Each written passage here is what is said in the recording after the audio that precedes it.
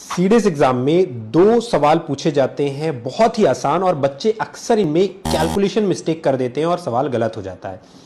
एक सवाल आता है आपके पास रेजिस्टेंस से, जहां पे आपसे या तो पैरेलल कॉम्बिनेशन का इक्विवेलेंट रेजिस्टेंस पूछा जाता है या फिर पैरेलल और सीरीज मिक्स कॉम्बिनेशन का इक्विवेलेंट रेजिस्टेंस पूछा जाता है। तो यहां पे आप क्या करते हो कि पैरेलल कॉम्बिनेशन का रेजिस्टेंस निकालते वक्त आप रेसिप्रोकल नहीं लेते और डायरेक्टली लिख देते हो और ऐसा ऑप्शन वहां पे दिया जाता है। तो एक गलती तो यहां पे करते हैं बच्चे, इसलिए यहां पे बहुत ही ध्यान से करना है आपको, लास्ट में रेसिप्रोकल लेना है।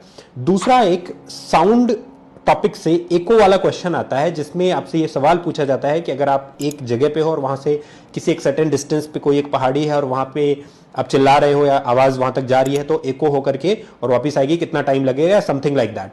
तो ऐसे सवाल में कई बार बच्चे ये भूल जाते हैं कि जो आवाज होगी जब वो किसी एक एक्स मीटर डिस्टेंस को ट्रैवल करती है तो वो एक्चुअल में जाने और आने का डिस्टेंस अगर आप दोनों को मिला लोगे तो वो 2x हो जाता है। तो यहां पे लोग इस चीज को नेग्लेक्ट कर देते हैं, भूल जाते हैं और सिर्फ जाने का डिस्टेंस कैलकुलेट करते हैं और इसकी वजह से कैलकुलेशन मिस्टेक होती है और आपका आंसर गलत हो जाता है। तो ध्यान रखना, इन दोनों ही सवालों में, इन दोनों ही टाइप के सवालों में आपको यह चीज ध्यान रखनी है कि आपको कैलकुलेशन बहुत ही नीटली करनी है ताकि सवाल हमारा गलत ना हो। पहला रेजिस्टेंस, दूसरा एको ऑफ साउंड।